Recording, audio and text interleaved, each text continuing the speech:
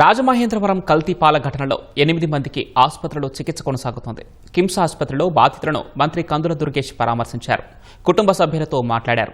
వైద్యులను అడిగి ఆరోగ్య పరిస్థితి తెలుసుకున్నారు. కల్తీ పాల వల్ల చనిపోవటం, మరికొందరు తీవ్ర అస్వస్థతతో ఆసుపత్రిలో చేరడం బాధాకరమని మంత్రి అన్నారు. 4గురికి వెంటిలేటర్పై చికిత్స కొనసాగుతోందని చెప్పారు.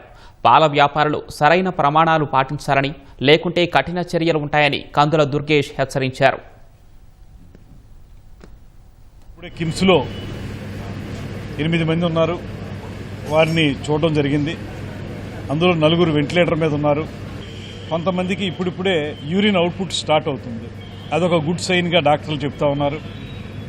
యూరిన్ అవుట్పుట్ మొదలైతే కొంచెం మళ్ళీ ఇతర ఆర్గాన్లు కూడా బాగా పనిచేసి నెమ్మదిగా ఆరోగ్యం చేకూరే అవకాశం ఉందనేటువంటి మాట వారు చెప్తున్నారు. మేము భగవంతుడిని ప్రార్థిస్తున్నాం. తప్పనిసరిగా ఇప్పటి వరకు జరిగిన సంగతులు ఒక పక్కన బాధగా ఉన్నాయి కనుక కనీసం వీరైనా సరే ఆరోగ్యం చేకూర్చుకుని ప్రాణాలతో బయటపడాలనేటువంటి మాటని మనస్ఫూర్తిగా నమ్ముతూ దీనికి ప్రభుత్వం వెంటనే స్పందించింది.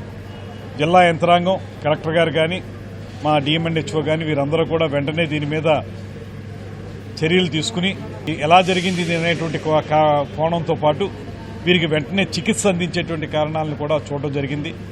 అందరినీ పరామర్శించడం జరిగింది. వారి యొక్క బాధ చూస్తుంటే చాలా హృదయ విదారకంగా ఉంది.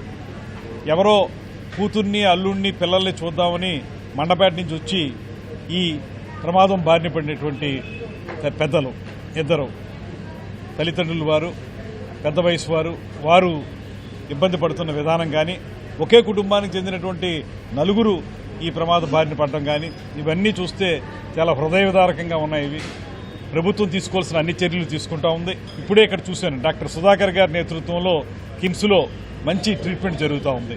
ఒక్క యూరిన్కి సంబంధించినటువంటి లేకపోతే క్రియేటిన్ ఇబ్బందికి సంబంధించినటువంటి డాక్టర్లు మాత్రమే కాకుండా న్యూరో ఫిజిషియన్ కానీ, ఇతరత్ర ఆర్గానిక్ సంబంధించిన డాక్టర్లు కానీ అందరూ కూడా ఇక్కడికి వచ్చారు.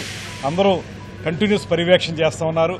దీంతోపాటు ఈ రకమైనటువంటి ఇబ్బందులకి ఎక్స్పర్ట్ అయినటువంటి రవిరాజా గారు అనేటువంటి డాక్టర్ గారు కూడా ఇక్కడికి వచ్చారు. ఇప్పుడు కూడా మళ్ళీ వస్తున్నారు.